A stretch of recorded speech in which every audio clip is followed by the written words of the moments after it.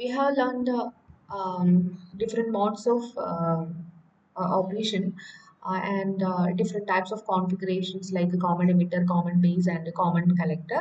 And now we have to study the input and the output characteristics of common emitter configuration only.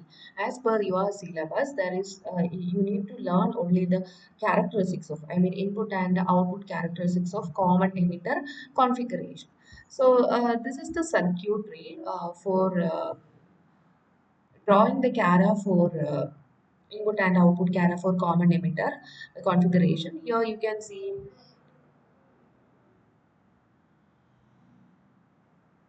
see the input section. So here the the emitter section. The emitter is common to both the base and the collector region.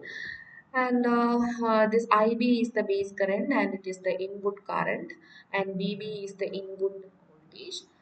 IC is the output current and VC is the output voltage. Now, uh, input cara, for drawing the input cara, so this is the condition. So while drawing the input cara, we will draw input current versus input voltage by keeping the output voltage constant. Okay. And for output cara, we will draw output current versus output voltage by keeping the input current constant. Okay. For common emitter configuration, we all know that input current is IB and input current is IB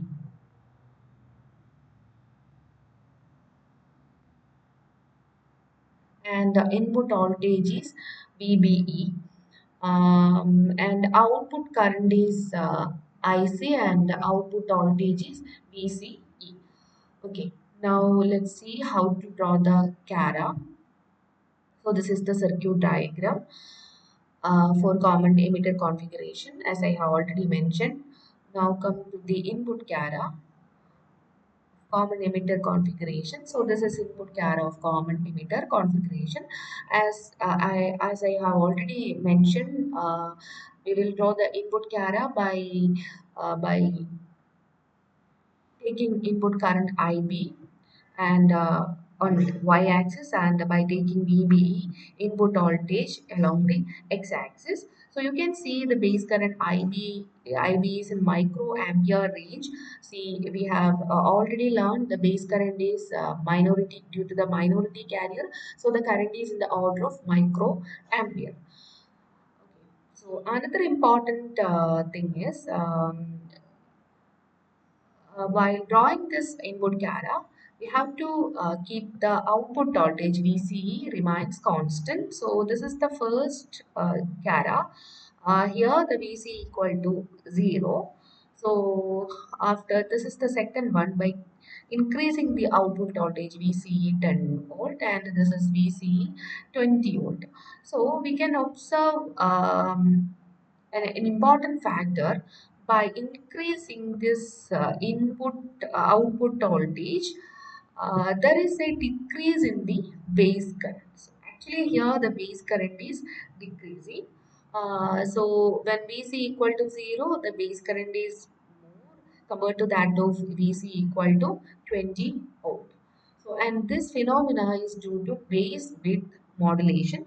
We will learn what is base width modulation in our next lecture.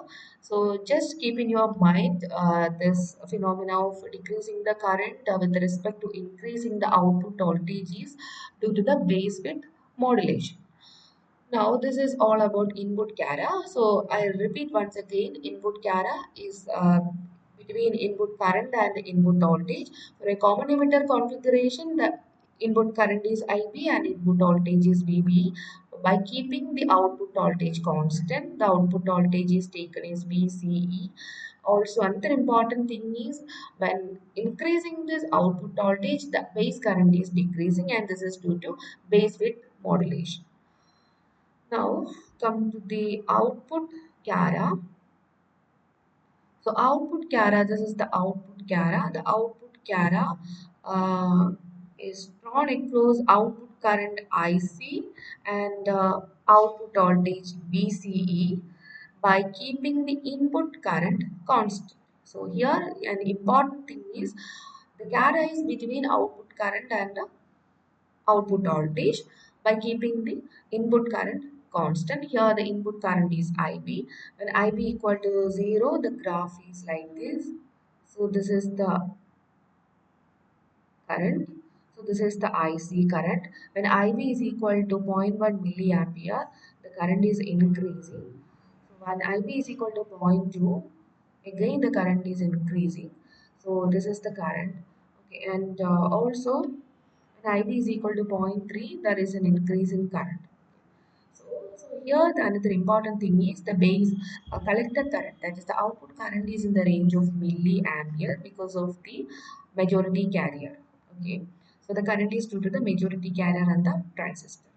So from this output carrier, we can define the region of operation of a transistor from this carrier. So this region, the carrier while plotting below the 0 milliampere, I mean the base current is 0 milliampere, we will get cutoff region. That is the transistor is actually off in this region. So when IB is equal to 0 means the transistor is off in that region. So the collector current is negligibly small. And above that we can observe the active region. So these are the active region. So this entire region is the active region.